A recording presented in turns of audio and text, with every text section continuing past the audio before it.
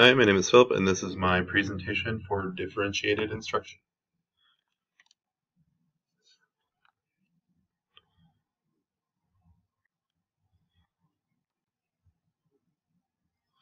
So what is it? Basically the definition out of the book, a prevalent strategy for promoting participation and progress through the general curriculum. To differentiate means to make something different by altering or modifying it.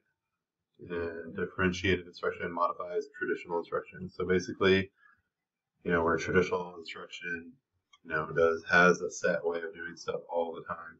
Differentiated kind of challenges that and does it differently. Um, there's nothing wrong with kind of changing it up and trying to reach more students, to be honest. So head to the next slide. So how to use it. It's probably going to be different for each teacher, but there's going to be learning elements and content and process in which they teach, and every teacher is probably a little different. And whereas every teacher is different, every student's different also. So everybody's going to be getting the same content, but maybe the delivery is going to be different. That's something I've just kind of found, just even at work with my employees, they all don't respond the same way. I have to adapt, I have to change, but they're all getting the same message. They're all getting the same material. So it just helps the students. Each one, they feel a little more engaged. They pick up on material a little better, and they're able to learn it better and learn better in the future also. So how to prepare? First, you want to make sure that your students are aware of what's kind of going on, and that the parents are also. You're going to be having students and parents that have probably just only had the traditional approach, and this is going to be something new to them. So they're going to kind of need to know, why you're doing it. You're trying to make it easier for everybody because everybody does learn differently, and you're trying to, have their child be successful. And then just let them know that, they're going to be getting the same material. It may not even be the same assignment. Could be the same chapter, but, half the class is getting one assignment, half the class is getting another, and that's okay. But everybody's going to be getting the same material. Second is making sure reorganizing. This is, as I went through kind of researching this and learning about this, I actually remember this happening. And I just remember at the time kind of thinking it was weird, but, sometimes it's kind of cool. When your classroom gets set up differently, you're used to having 4 or 5 rows across and everybody's facing the teacher. But, I liked it when they put you in groups of 4 and have you around the room or do different shapes throughout the room. So you couldn't, if the teacher was at the front of the room, you could always see the teacher. And I always felt like that kind of, at the time when I was a student, I felt like that forced the teacher to engage and interact with us more because the teacher had to walk around the classroom more. And I felt that it kind of, it made it more fun, to be honest. So when things are fun, you tend to succeed at them a little better. So,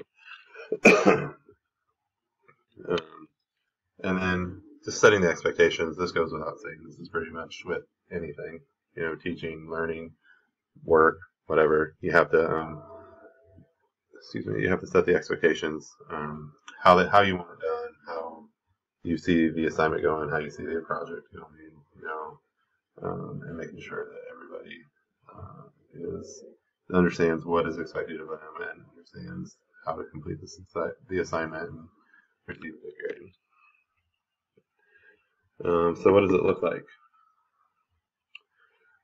Traditional classroom, you kind of teach to the middle.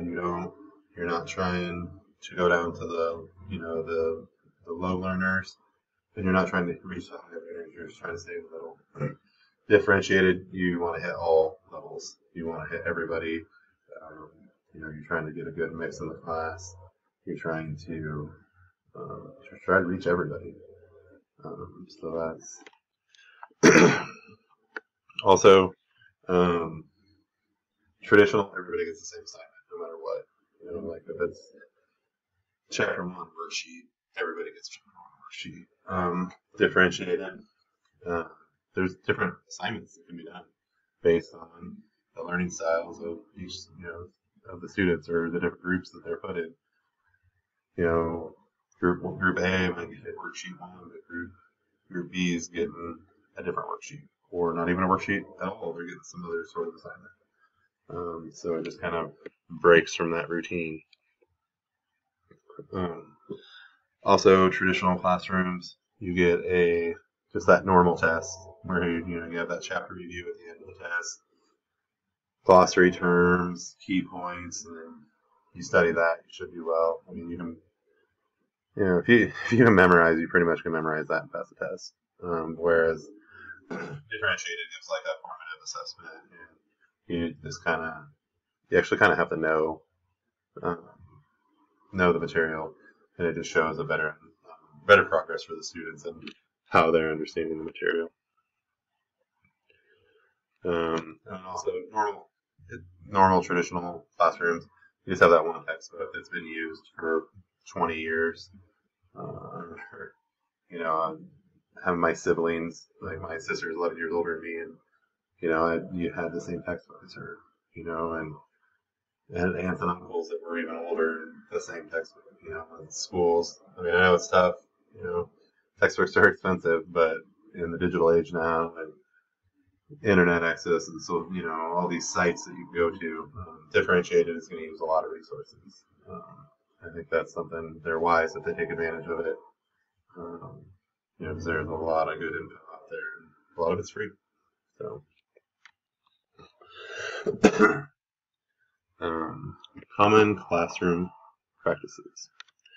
So, delivers instruction primarily by lecturing. This is pretty much every class ever, in a traditional sense. The reason that this wouldn't be differentiated is it's not an effective way to teach. You have a lot of visual or hands-on learners, or just different types of students. I know I was pretty good in school, but those lectures, you just kind of, even high performers drown out and tune out and don't, oh wow, class is over. So, to get around that, to get, what would the advice be? Like, find an activity that, presents the material and engages all of the students. As I was thinking about this, like what, if I'm given, if the lecture is going to be on social media, or, the lesson, I guess, let them get on the sites and explore it. Why not? Just let them get on there and get it hands-on. They'll be on there, and instead of you trying to probe for questions and get people to ask you questions, they'll start asking questions. You make it more interactive and engage everybody, then success rate, I think, will go a lot higher. Does not permit students to retake tests that they have failed. It's actually my daughter gets to do this. This is very surprising to me. When I was in school, you failed a test, you failed a test. Sorry about your luck.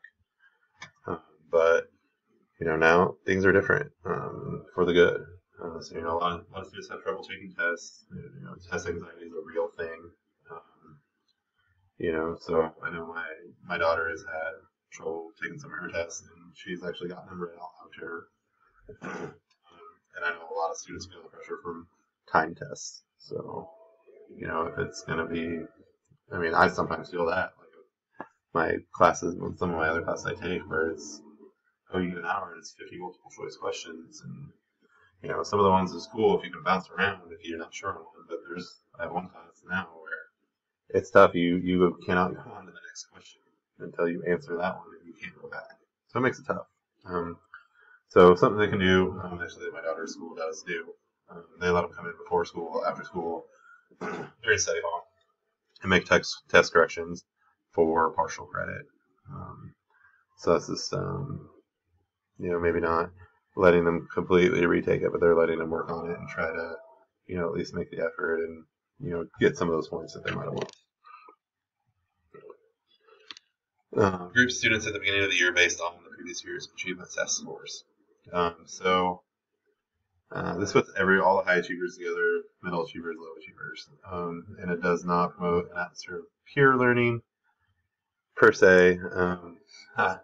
When I was in elementary school in Colorado, we actually did this for math and reading. So if you were in, like, they just broke it up, like all the high achieving students were put in one class. Like you had your homeroom and then you were broken up. And for math and reading, high achieving students went in one class, the middle in one class, and the low in one class. And then there, like the high achievers, we all pushed each other. It was just a straight competition, everybody getting after it. And I liked it. I can't speak for any of the middle achievers or low achievers, people that were struggling or people that were just, middle of the road. But I still know quite a few of those people, and they didn't seem to have any problems with it either. But just my own personal experiences. And talking with my wife, she's a teacher. Just, she says that's kind of changed now. You want that good group, solid group, a mix where you have a good mix of high and low and middle, and then the highs pull and help the lows and middles, and they kind of all help each other, and everybody succeeds. A couple more of the common classroom practices. Give bonus points for classroom participation. So not all students feel comfortable. Not everybody, feels comfortable doing that in class, so getting bonus points kind of penalizes some students because, that's not how they operate. That's not how they think. That's not how they learn. So kind of a way around that, maybe finding a way to hand out more bonus points.